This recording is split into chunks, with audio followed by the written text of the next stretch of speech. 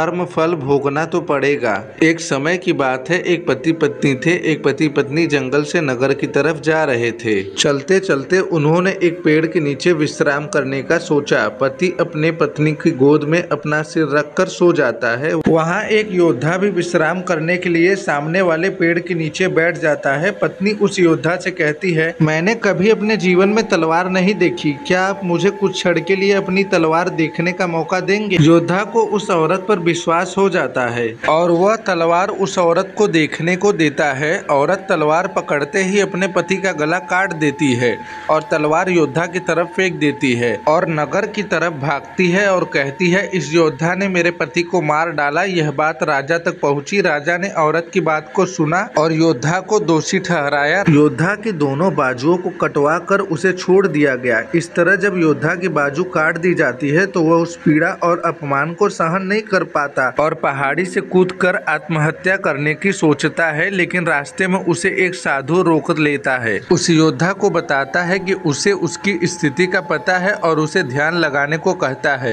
योद्धा साधु से पूछता है, बाबा मेरी गलती क्या है?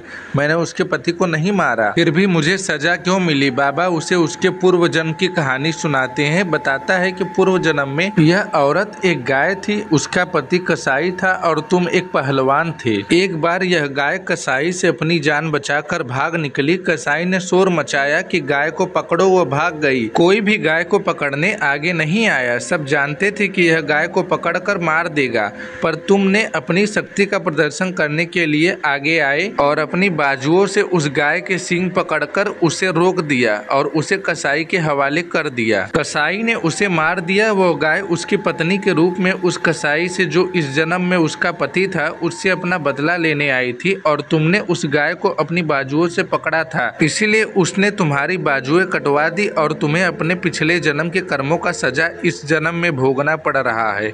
इसलिए कहते हैं कर्म फल भोगना ही पड़ता है, इस जन्म में नहीं तो अगले जन्म में। हमें सदा अच्छे कर्म करने चाहिए। दोस्तों ऐसी ही वीडियो के लिए चैनल को सब्सक्राइब, लाइक और वीडियो को शेयर जरूर करें। धन्यवाद।